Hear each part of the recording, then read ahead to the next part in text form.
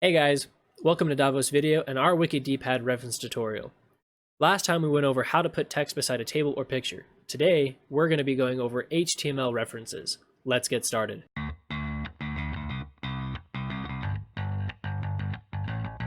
So in essence, an HTML reference is really just an external link. And you can see here when I type in just a website, the program doesn't know what to do with it. So we're going to go here, we're going to type in the full website, https://. And you see that WikidPad immediately recognizes that this is a full website. Again, if you just type in the website, WikidPad does not recognize it without this beginning piece.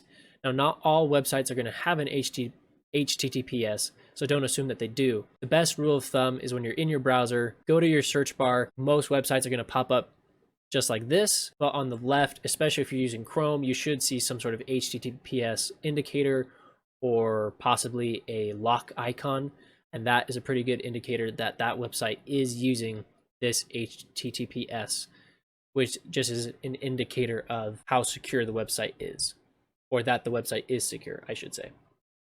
And there you go.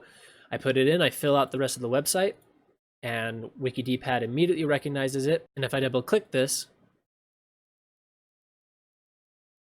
it'll bring me directly to that website. Now, the reason I put this website in here is that this is a pretty good HTML element reference page. Not all of these work in WikidPad.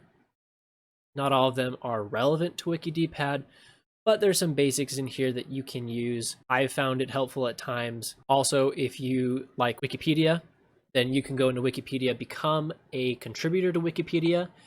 Then you can go into edit pages and you can kind of see the code that people use in Wikipedia. Some of that is also relevant to the code that you would use in WikidPad. All right, and that is all we have for our HTML reference. Thank you for joining us, and we'll catch you next time.